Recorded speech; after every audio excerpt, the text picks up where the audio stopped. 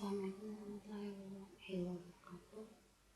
Izin memperkenalkan diri, nama saya Rosnani dengan NPM 1719-2006.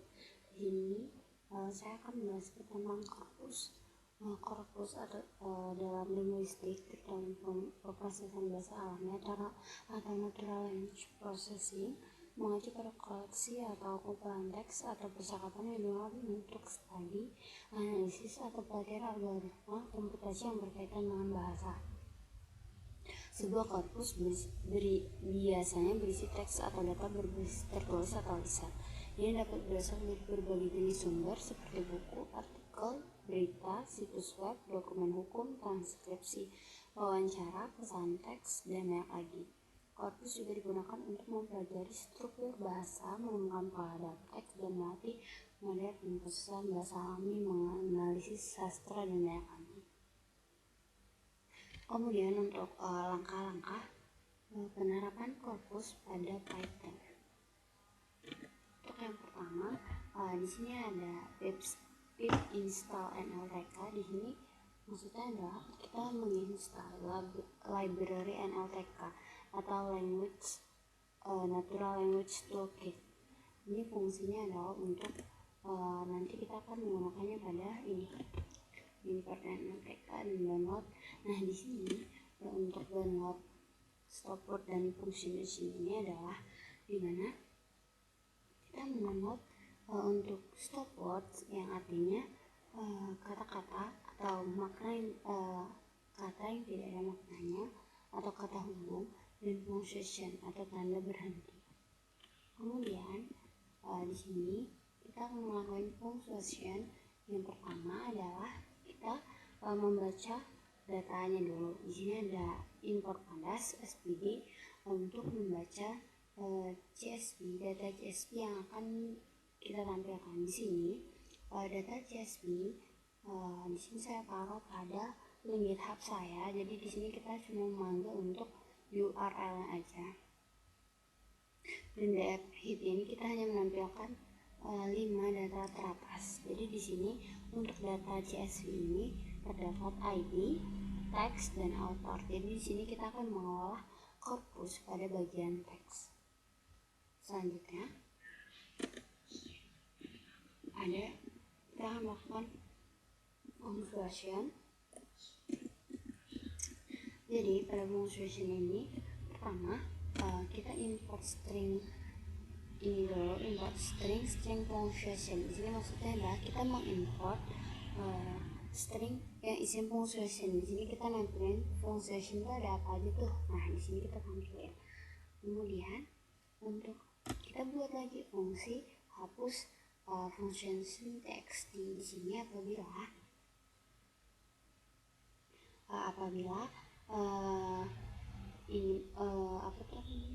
fungsi ini teks ini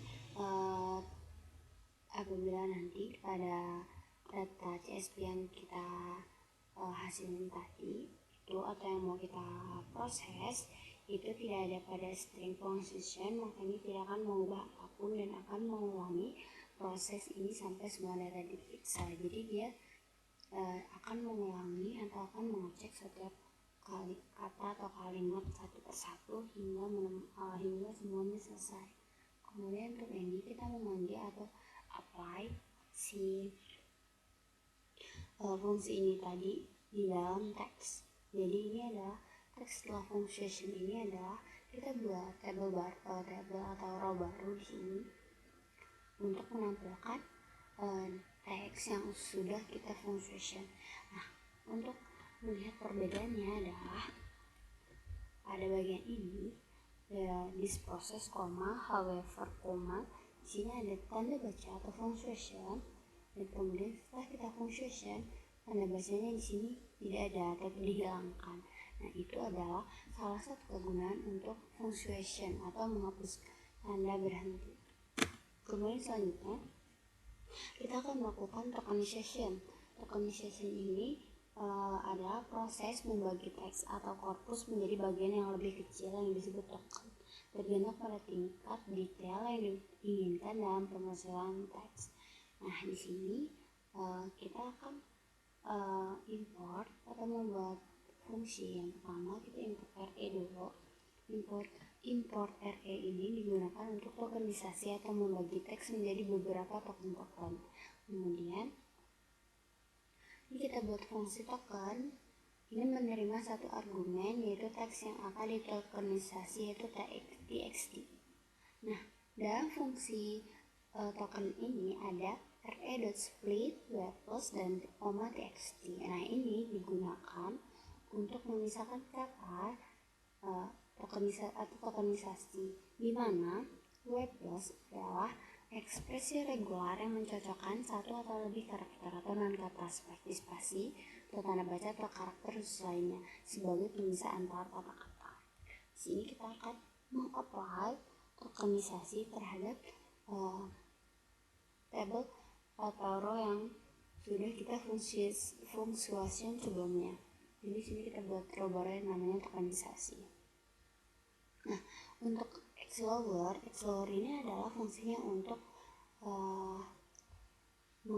membuat semua hurufnya itu menjadi huruf kecil semua. Contohnya di sini ada, kan ini huruf besar, di sini menjadi huruf kecil, di sini agar terlihat lebih rapi. Nah, untuk melihat hasilnya adalah di sini pada tokenization kita mengubah this, proses, however. Jadi kita bisa token menjadi satu kata per kata dari kalimat. Kemudian selanjutnya ada stop word. Stop word ini itu adalah kata-kata yang sering diabaikan dalam analisis teks karena tidak memiliki informasi khusus dan sering muncul dalam banyak teks. Jadi di sini kita import stop words-nya dulu. Di sini English. Kenapa English? Karena bahasa pada data kita tadi adalah dia menggunakan bahasa Inggris. Iya. Kemudian selanjutnya di sini saya menampilkan stop word-nya hanya ada 10, 0 sampai dengan 10. 1, 2, 3, 4, 5, 6, 7, 8, 9, dan 10. Kemudian di sini ada fungsi depth stop, hapus stop word. Untuk fungsi ini kita menerima argumen yang berisi daftar kata-kata yang telah ditokenisasi dari teks. Kemudian fungsi ini juga membuat list pemahaman baru dengan memfilter kata-kata dalam teks ditokenize dan menghapus kata-kata stop words dan menghasilkan list txt clean yang tidak mengandung kata-kata stop words. Jadi ini kita akan menghasilkan kata-kata yang sudah di stop word. Nah, ini adalah kita mengapply fungsi stop words ini ke dalam tokenization. Untuk hasilnya seperti ini.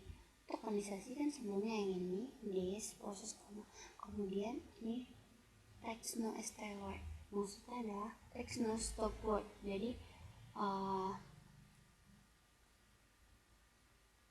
kita lihat di sini kan tidak terlalu ada makna kan. Jadi kita cuma mengambil prosesnya, however, for, mean, exercise, me, no, dan mean. Ini kita ambil mean dan no. Dan di sini tidak ada. Kemudian it, kemudian wants, to, me, that. Nah, ini kita hilangkan karena dia biasanya tidak terlalu banyak makna. Kemudian selanjutnya ada stemming. Stemming di sini adalah untuk melihat atribut metode tersedia dalam project ini. Jadi maksudnya stemming ini kita akan membuat atau menyederhanakan kata-kata yang di sini. Misalkan di sini ada apa, misal kita akan sederhanakan atau menjadi kata dasar. Jadi di sini kita import dulu Porter Stemmer. Ini dir ini untuk menunjuk ini ya.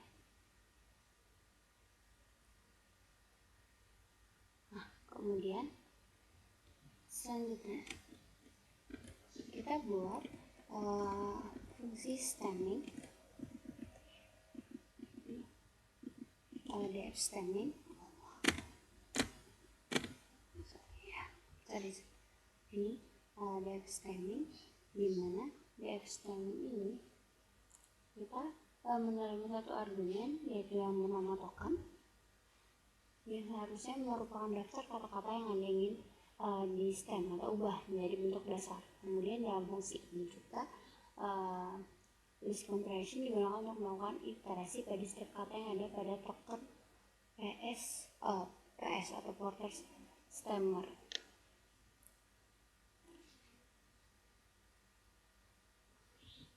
Kemudian ya ps.stem, jadi kita melakukan stem word forward in token. Nah, kemudian kita akan tuliskan teks ini. Kemudian kita akan apply fungsi yang ini stemming pada teks yang sudah kita buang stopwordnya. Apply stemming, kemudian display. Nah, ini adalah hasil akhir dari stemming yang sudah kita stemming. Ya.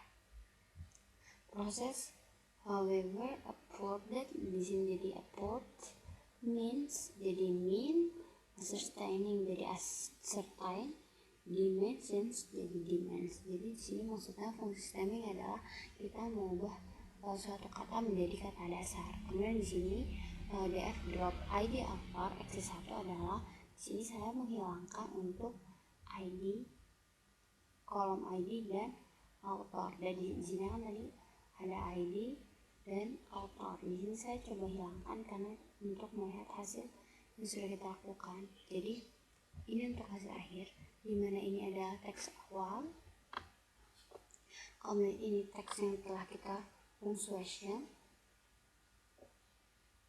kemudian ini tokenisasi, kemudian ini untuk yang setelah kita hilangkan stopwordnya, dan yang terakhir adalah stemming. Jadi sekian untuk penjelasan saya pada materi korpus ini. Jika banyak salah saya mohon maaf. Saya akhiri. Assalamualaikum warahmatullahi wabarakatuh.